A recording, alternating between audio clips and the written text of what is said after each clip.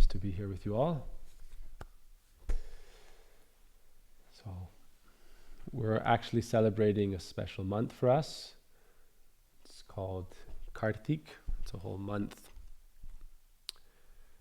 And actually, at the beginning of this month is the day where Krishna performs his rasa dance, the nighttime, the full moon night. And the conclusion of the month actually is starting 5 days, which is called Bhisma-pancaka. It's a special 5 days where people perform fasts. We mostly feast though. Some people fast. But for these 5 days, it's actually related to 5 kinds of relationship that the soul can experience with God. And so that's these final 5 days starting tomorrow. Tomorrow is the Ekadashi, which is the 11th day of the lunar month. And for the next 5 days until the full moon, then these panchak means 5. So for those 5 days, each day we can, through our prayer and through our practice, our understanding is that the soul can realize its evolving relationship with God. The first kind of relationship is called shantaras, which means an understanding of God's presence in everything and everywhere, within my own heart, and within all matter also as the transformation of energy. There are different kinds of energy. There's material energy and there's spiritual energy, but all comes from God. So the first development of spiritual knowledge is to recognize the presence of spirit within ourselves. And we see as we evolve, some people will say, oh, human beings have souls, animals don't have souls. There's different ideas like that. We met someone recently who said, oh, I have a Hindu friend, but they eat cows wherever they travel in the West. And they said, oh, that's because Western cows don't have souls. Indian cows have souls. That's their understanding. We're not commenting on whether and anything like that in general, but this is the idea of Shantaras means to evolve to the understanding that all life is coming from spirit, and therefore you should honor all life. Man, woman, animal, tree, earth itself. You should show it honor and recognize it as in the essence coming from the spirit, and therefore it should be respected. All life is sacred. We were having a conference in Dubai, and they were asking me to speak about relationship, and I only had a few minutes, so I said, to have good relationships, we should have first respect. Why respect? Because all life is sacred. All life comes from spirit. All life is part of spirit. Therefore, you should have respect. Whether you are friends or family or guests or strangers, first basis of spiritual knowledge is respect. Why? We can see it even in the law, right? Some respect. You know what? Even if you go and hit someone or push someone, hey, that's assault. Why? You're not respecting my sovereignty, my freedom as an individual to exist. This is a Christian value, and beyond that, this is a universal spiritual value. The soul has value. Every being has value. In our understanding, every plant has value. Every blade of grass has value. In the Hindu tradition, we have a prayer that when we wake up in the morning and we walk on the earth, we pray to Mother Earth. We say, oh, I'm your child. I'm very proud. I'm walking on your soil like I am some kind of big person. I come from you. I'll go back to you. But now my ego makes me very proud. In relation to the earth, what is our position? She's been alive much longer than we have. We've been alive a long time, different experiences. Another basic principle of our spiritual knowledge tradition is that the soul is eternal. So the spirit is eternal. Why? God is eternal, so the soul is eternal. In the beginning of the Bhagavad Gita, Krishna speaks to the warrior Arjuna who's in the dilemma of what to do in life, to fight in the battlefield or to retire and run away. And Krishna said, you should not be bewildered by external things. The soul is eternal, and I am eternal. We've always been present. We'll always be present. Even if this body changes, the soul doesn't die. The soul lasts forever. So the question is not, are we eternal or not? The next question should be, well, how to live a good life and be happy and help others be happy. If we accept that we are eternal, so what do we want? Eternal suffering or eternal joy? In our understanding, there's no such thing as eternal suffering, because God wants us to be happy, wants us to be blissful. So suffering is really just a predicament that we experience time to time until we come to God. And that's the purpose. So this basic level of knowledge is Shantaras. We practice that tomorrow. That's our meditation tomorrow. So we love what did Christ teach? Of all the teachings, of all the Testament, that the most important one is to love God with all thy heart and to love thy fellow man, to love those you meet. Love is a superior process than even friendship. I tell people, you should learn to love people you may not like. Not in a sentimental, gushy way, but just, it's an idea, it's an extension from the idea that respect for all life can lead to love for all life. And I would say on a deeper level, if you have love, then naturally you can have some form of respect, because it's something you can honor.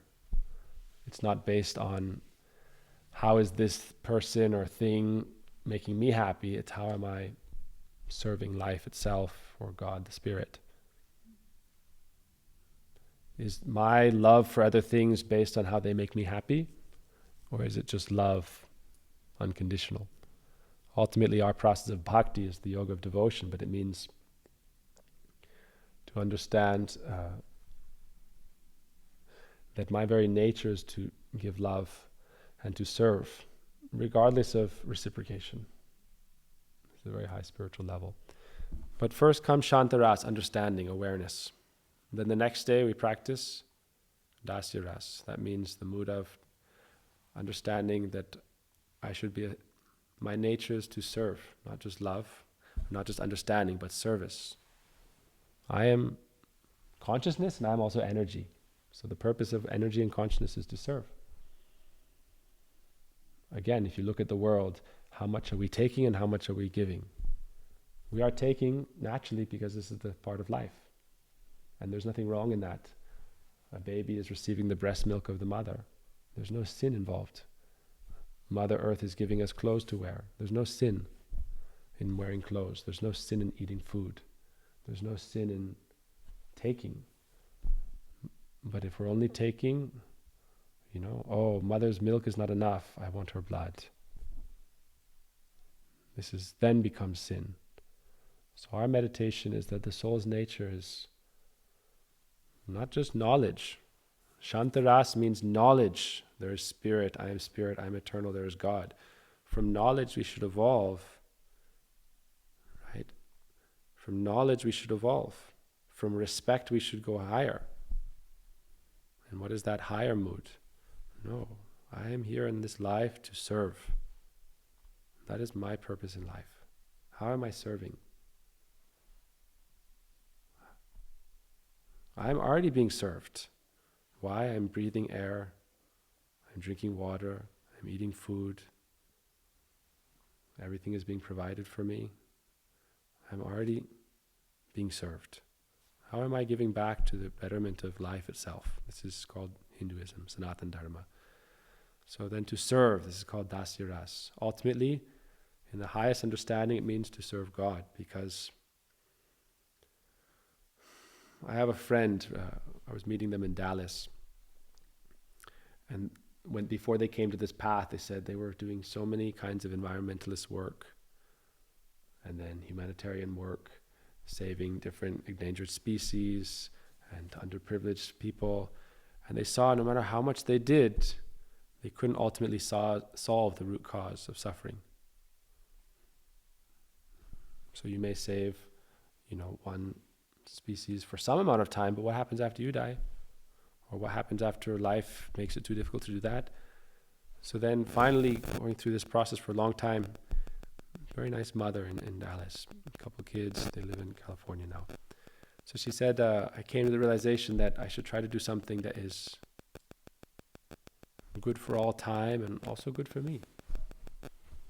Develop my relation with God directly. And so this is called watering the root of the tree. If you water the root of the tree, all the leaves are nourished. So this is developing your relation with God and trying to serve God. When you understand what is service to God, then actually watering a plant is service to God. Taking care of, your neighbor has a problem, that's service to God. But what is your mood?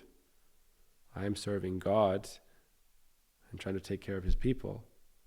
Or I'm trying to take care of this person, I'm trying to take care of this plant, I'm trying to understand it's all connected to the Spirit. And so develop that mood of love and understanding.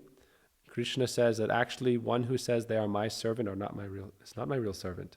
Someone who is the servant of my servant, that means the servant of the people, the servant of the devotees. They are my real devotee.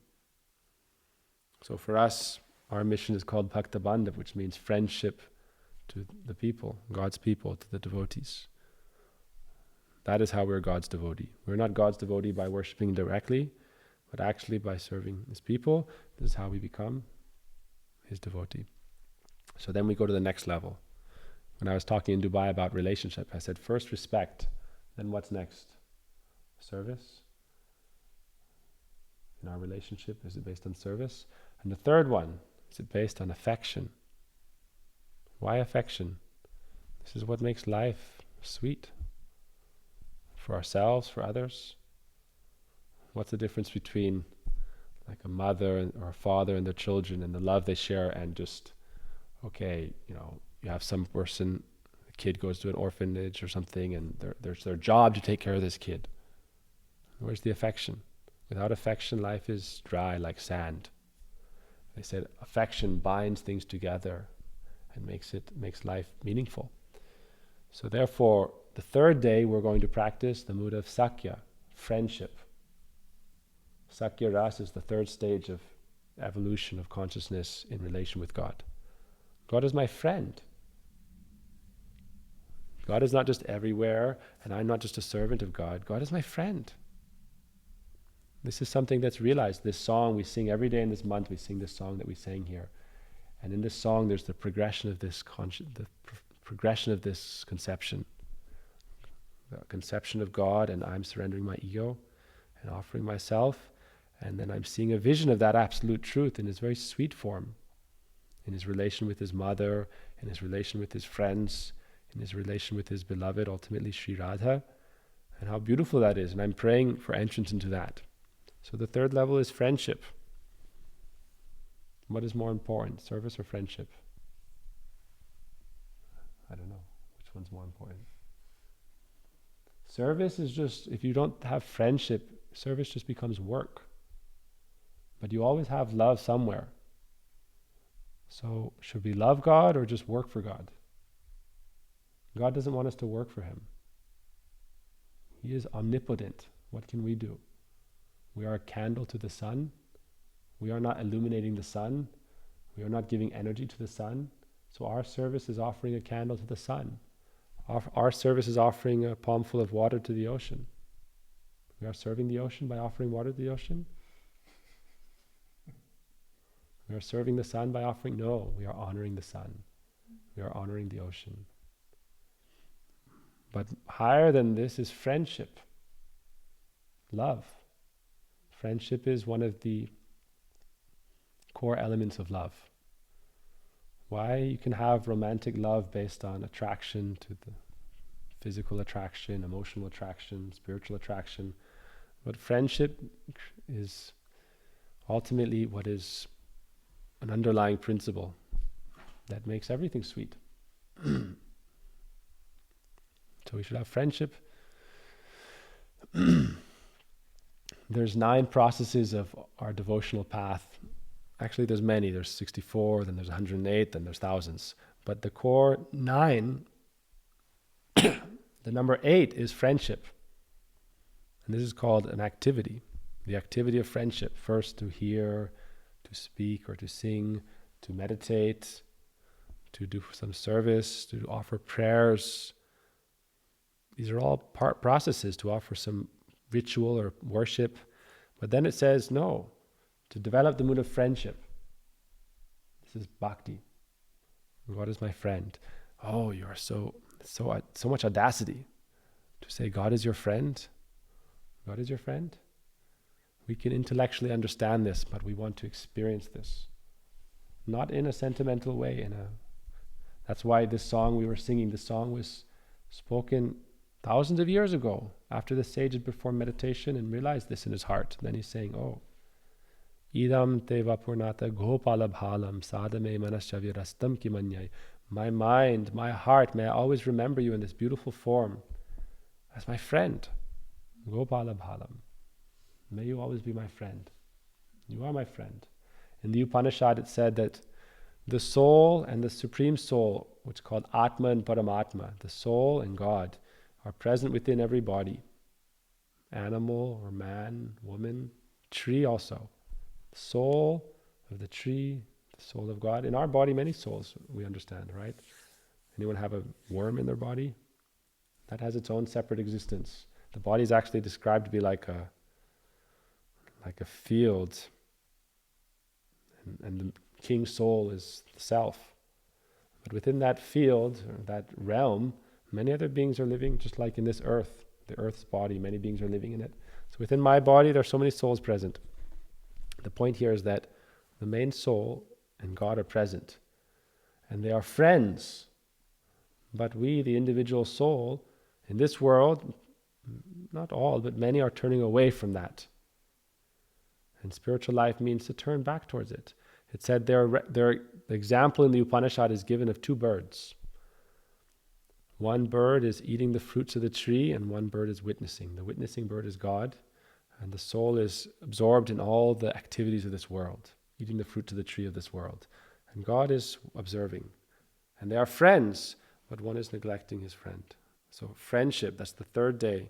So tomorrow, and the next day, then the third day. This is the day where we develop our mood of friendship. And this is also in the mood of surrender to God, that why will you protect and maintain me? Because you are my friend. In the Bhagavad Gita, Krishna says to Arjuna many times, I am telling you all this because you are very dear to me, because you are my dear friend. Why? Are we friends with God? Because it is our nature to be friends with God. I am soul, and God is the Supreme Soul. So not having friendship with God, that's illusion, ignorance, turning away. The sun is still existing, but we are going into the darkness, the cave. But the sun is still existing.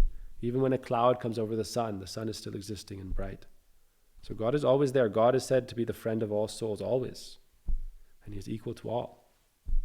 Samoham sarva bhuteshu.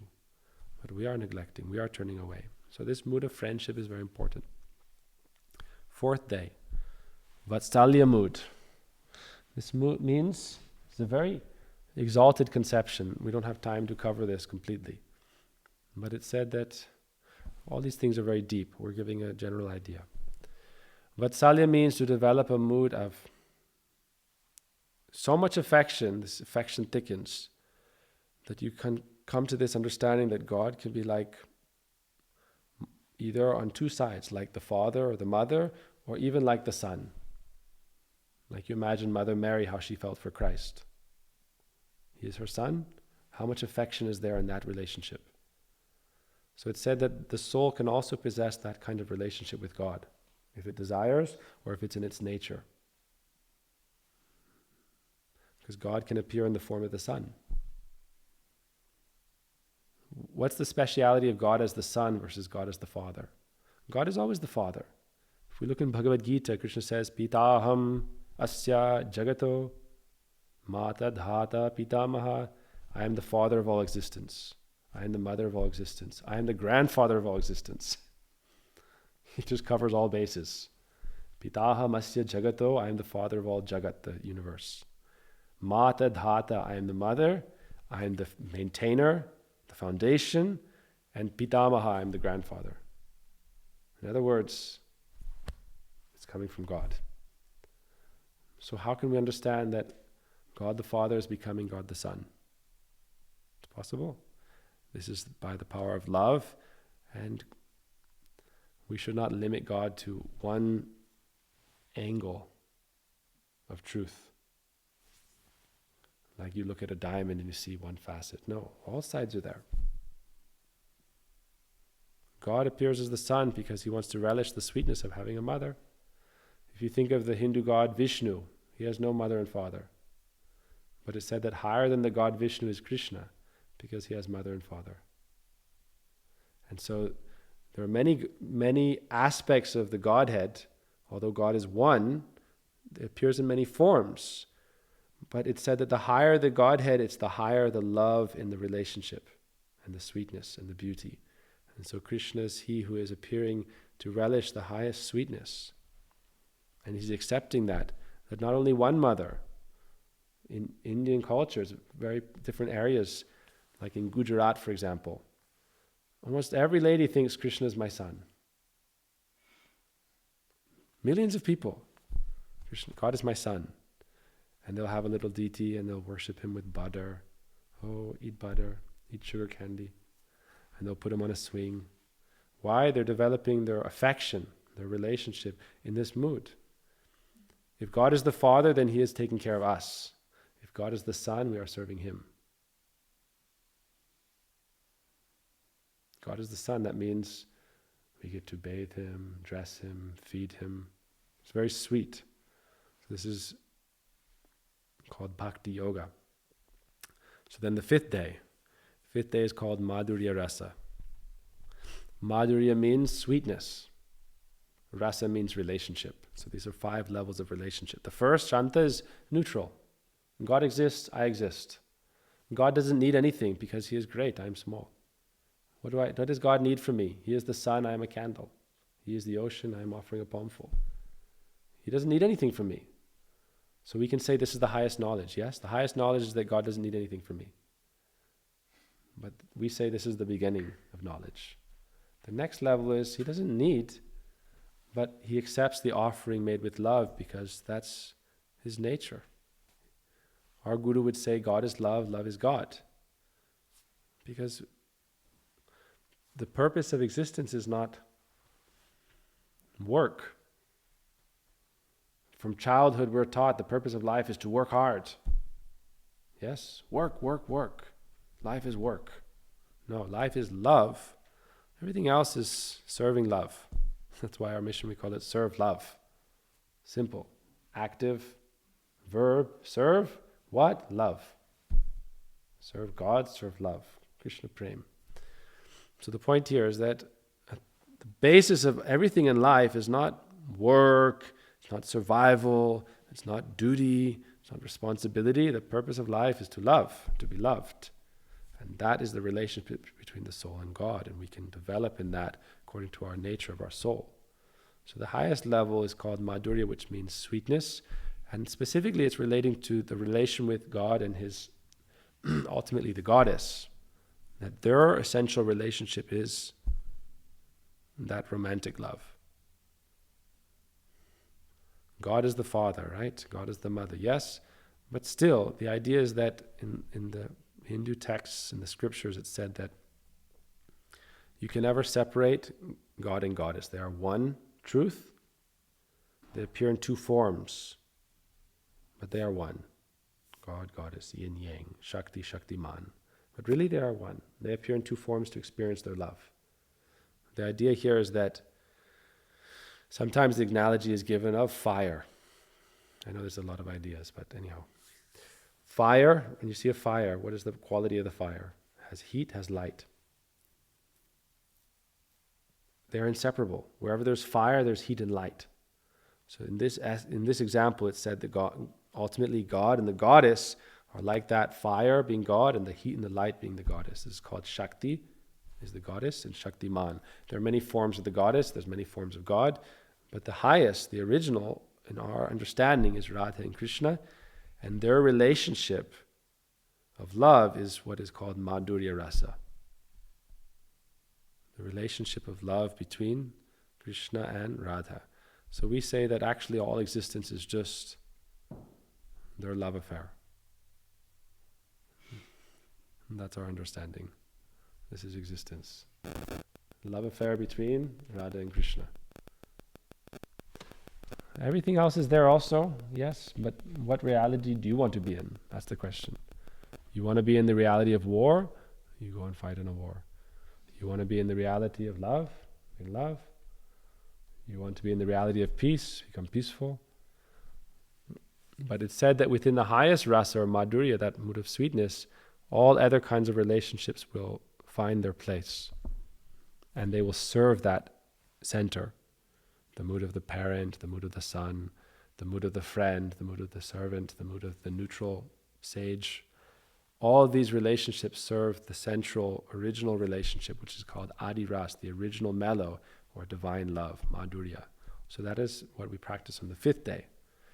And in our tradition also, it's said that the soul can ultimately experience unity with that and service in that if that is their aspiration and part of their nature.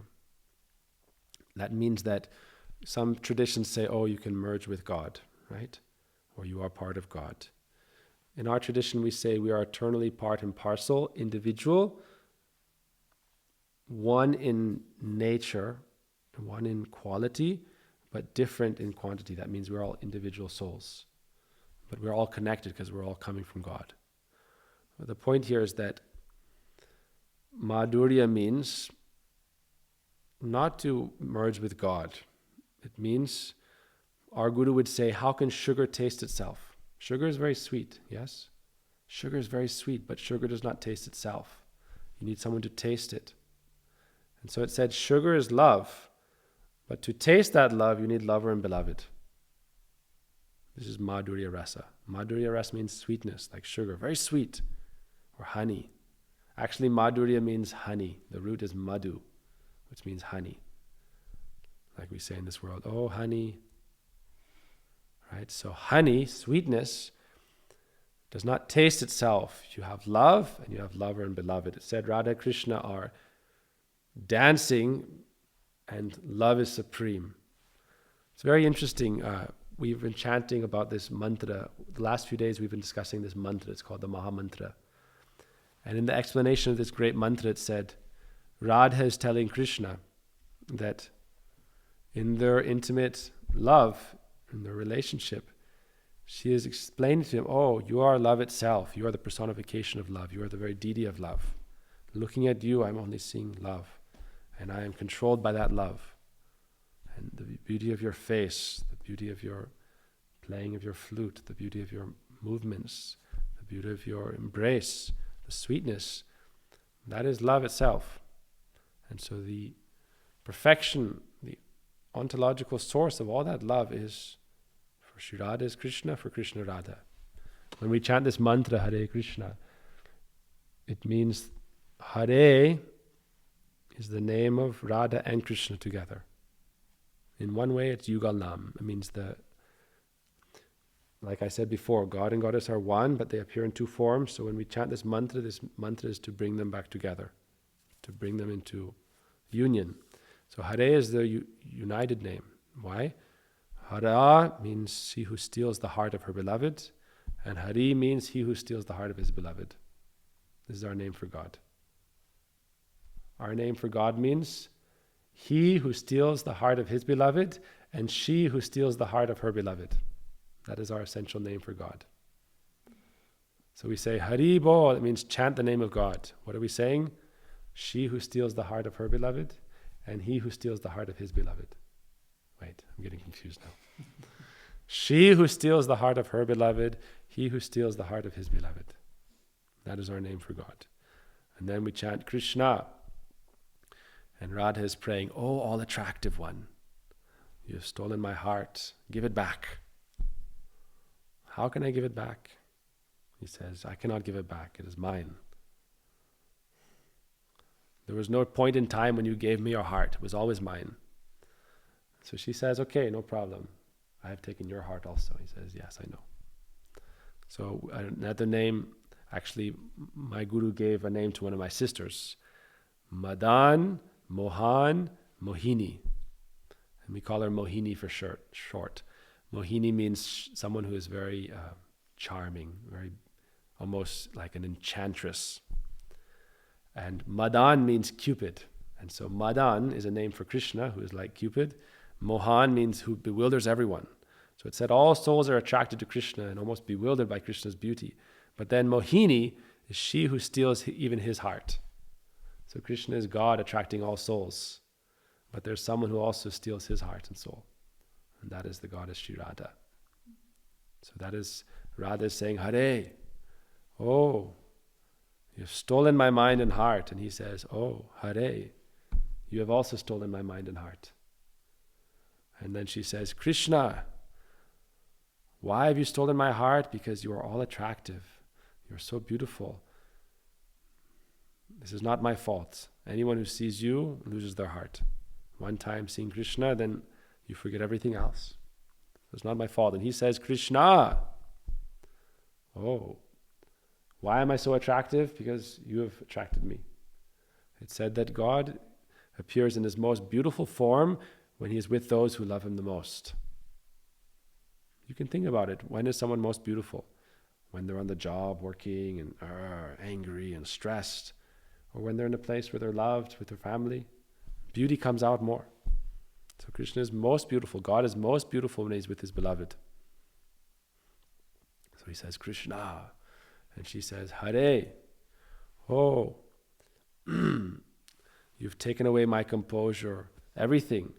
This is also a meditation for the soul and its journey to God. That, oh, I'm losing taste for all things in this world because I'm looking for you. I'm looking for you. I'm searching for you. There's many beautiful prayers around this journey. So we are praying, oh, you have stolen away my shame, my composure. Now people are making fun of me in life. Oh, you've joined a cult. Oh, you're a spiritualist. Oh, you're a transcendentalist. Oh, get a job. Oh, get a life. Why are you trying to do everything and leave everything? And I'm looking for God. Look for God in a normal way. Drive a car, have a job, do a normal life. Why are you so strange? And so we say, Hare, what can I do? You have stolen away my shyness, my shame, everything, and you've made me mad.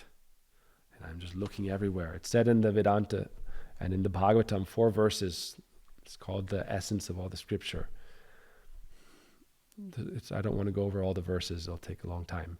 But the last verse of these 4 says, someone who comes to this stage of spiritual understanding, recognizing God's presence and recognizing one's nature in this world, then one starts to look for God everywhere, directly and indirectly in everything.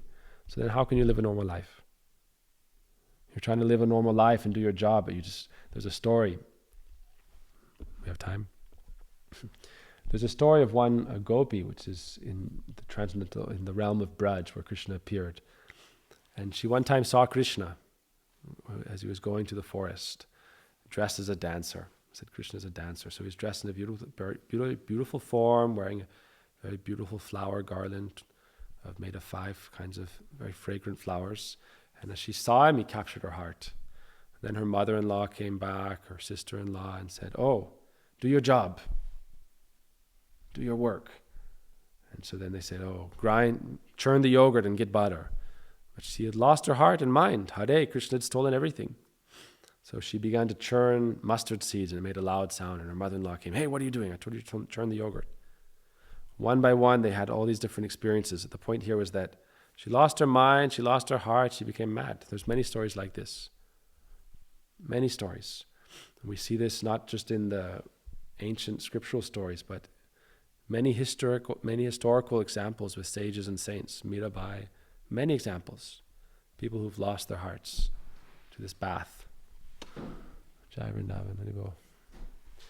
So here, Madhurya means, Hare, oh Krishna, you've stolen my heart. What can I do? It's not my fault. And now I hear the sound of your flute calling my name. Krishna is the flute player. So I'm hearing the sound of your flute calling my name. And so I'm leaving everything behind and I'm running to the forest. This is what you're doing, right? Running, searching for God. leaving everything behind in your spiritual journey. This is our fault? No, this is your fault. You are calling me. I'm just answering your call. So this is Hare. So it said Radharani leaves everything. And hearing the sound of Krishna's flute calling out, Radhe Radhe Boli Muralidha Kibe Madhya Ishwari Nama Suniya Chamaki Utibe Dhasi Kemone Koribe Prana. Radhe, Radhe, your flute is calling my name. So the gopis, the cowherd maidens, whether they're in the middle of dressing themselves or cooking or anything, they left everything at once. Amighare na jaibo, vane praveshibo, olila raseratare, tyajikula laj, bhaja vraja raj, vinodaminati kore, vinodaminati kore. Leaving everything aside, I'm running into the forest. Hare. And Radharani's, we were talking about this the other day. Radharani is sitting and chanting this mantra, Mahamantra. This is Raghunath Das Goswami's commentary. The goddess Sri Radha, she is sitting and meditating on her beloved Krishna in separation and crying, when will you come to me? And so when we chant this mantra, actually, the highest understanding is that we are not praying for ourselves.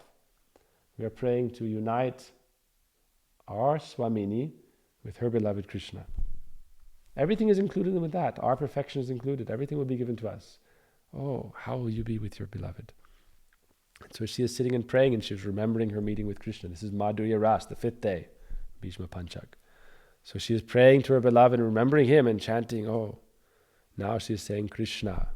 Because as she enters the forest, like when we look in the forest, we're looking, where is God? Where is God? Where is God?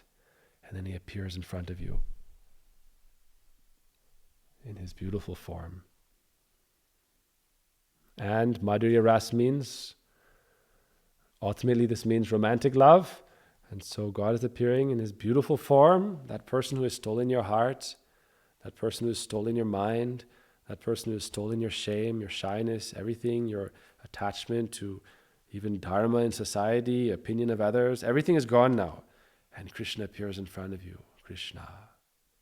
And Radharani is chanting Krishna. Now she's sitting and meditating and remembering this mantra, Krishna. And Krishna appears in front, and what does he do? Oh, you are calling me? You want to be with me? So no more separation. Anything that is separating us, I will have to remove. Yes? Vrindavan Chandra understands. Any separation has to remove. So Krishna starts to remove all separation. This is Krishna's Leela. And then he... This is Krishna. Hare Krishna, Hare Krishna. This Krishna, fourth, this is removing. First, why the soul does not want to be separate from God. Why we are expansion of that divine Shakti. Soul does not want to be separated. I've been saying this the last few days. Why we have to go over one topic until we understand it, then we can move on to next topic. Understand, Dharma means to unite, to be connected with love for God. That is Dharma. Adharma means to be separate from God. There's no sin and piety. The idea is that which is sin is that separates and takes one away from God. That which is piety is what brings one closer and unites one with love for God. So therefore, Krishna is embracing, accepting Sri Radha. Oh, you've come for me. I have called you. He said love means mutual attraction. The soul and God, mutual attraction. And so Radha is there. Krishna is first bringing, oh, come. And then he's accepting. We sing this song. Pina payodhara parisharamardhana chanchala kara yuga shali dhira samire jamuna tire. So now Krishna is Pina payodhara. His hands are very restless. That's why we see Jagannath has no hands. This is another story. You'll learn this later. Jagannath has no hands. Why? All his hands are with the Braja Gopis. Right? There's no hands. Pina payodara parishara mardana chanchala karayugasali. No time. So then Krishna says, come with me. And he holds her hand.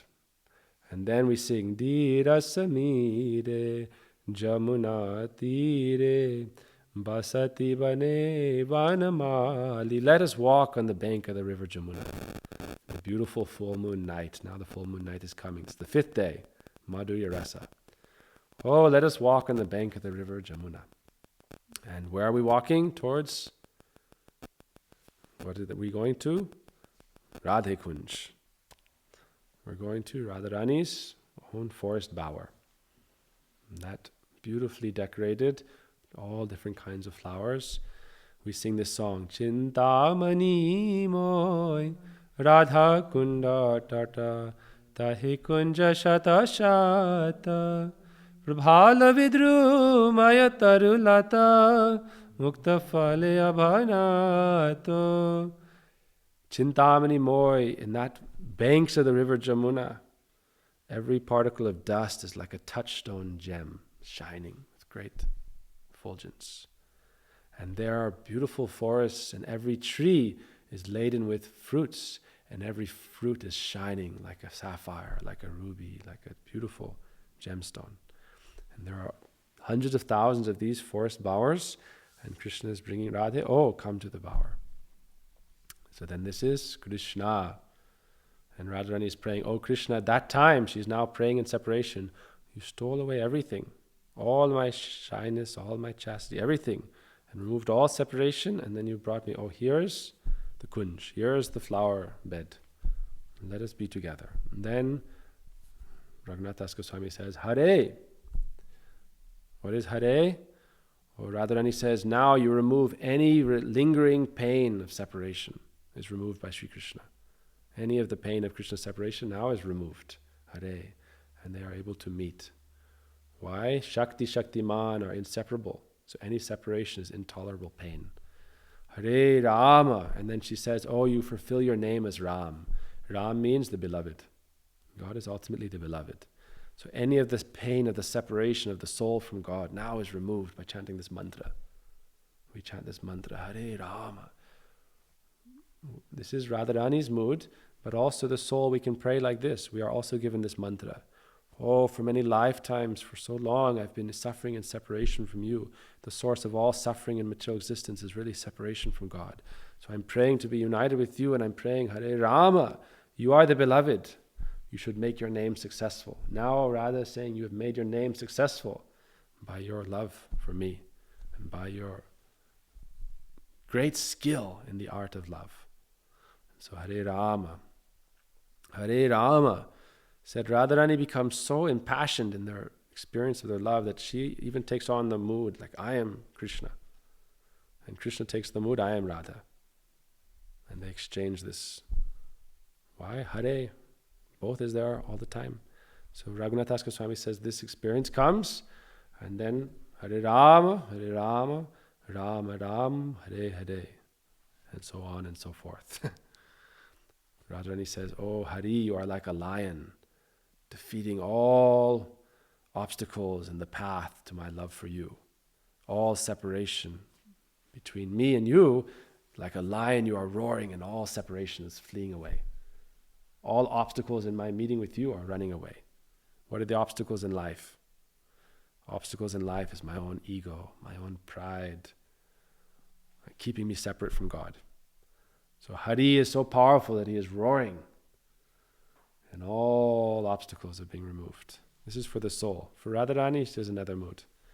Radharani is saying, I am like a deer and you are powerful like a lion. You are Ram. You are the most expert at all forms of love. So praying like this is the understanding of Maha Mantra.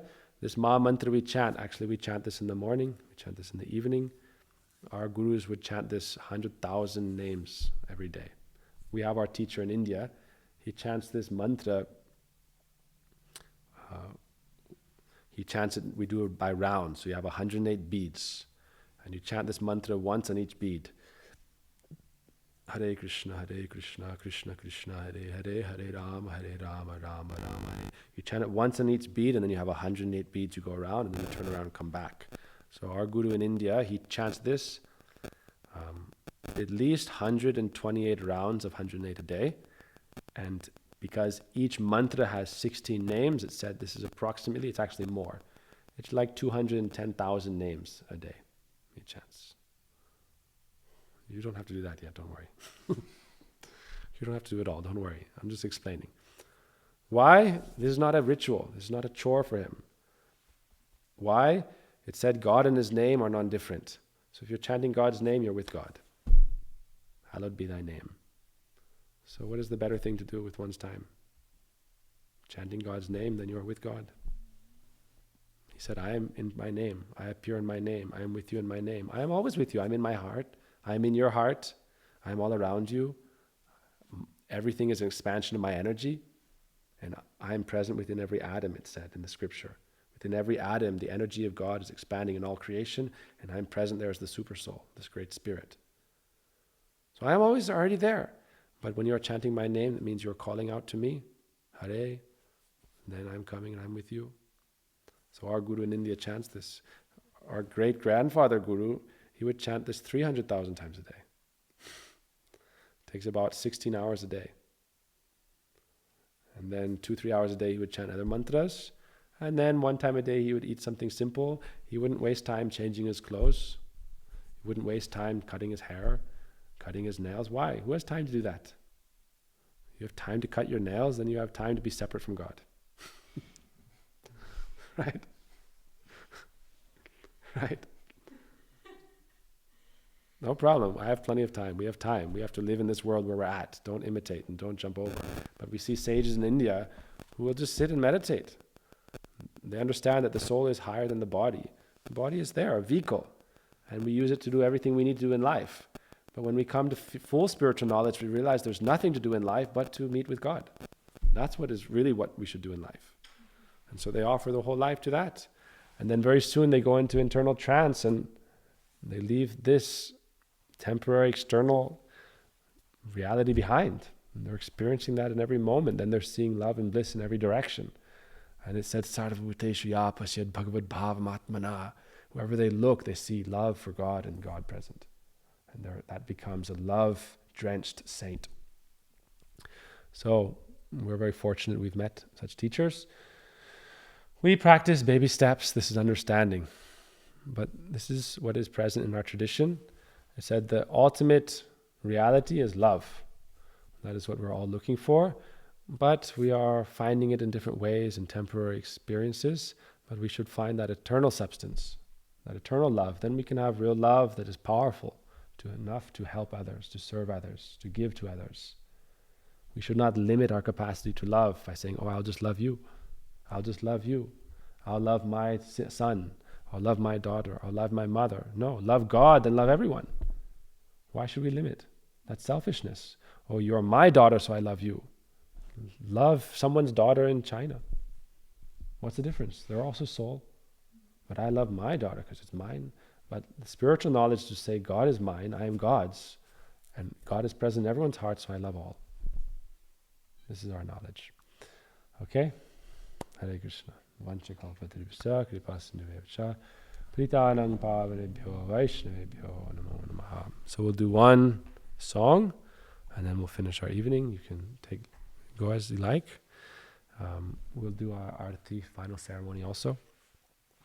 This is our daily life. We do in the morning program, morning class, morning songs, morning prayers. And then we also have to do our normal boring stuff like pay the bills. But we have time for that. Why? We think, oh, you're so spiritual. You don't have time for normal life. Why not? Most people waste so much time in, oh, I got to get drunk. I got to party. I got to enjoy some more. Then I got to watch a movie. Then I got to play some games. We have so much time in the day. Who works 24 hours a day? All we say is offer some time to develop your relation to God. 1 hour, half an hour, 10 minutes, 5 minutes, 10 seconds, 1 second. Hare. Chant his name. Hare means what? Om "Oh Krishna, why have you stolen my heart?" And Krishna says, "Oh Hari," and he says, "Oh Hara, you have stolen my heart. You are my beloved." So ultimately, we offer some time for this, and then we serve and we maintain our life. All right, so we're going to sing one song together. This is a song, Krishna praying to Radha, and all the servants of Radharani praying to her also.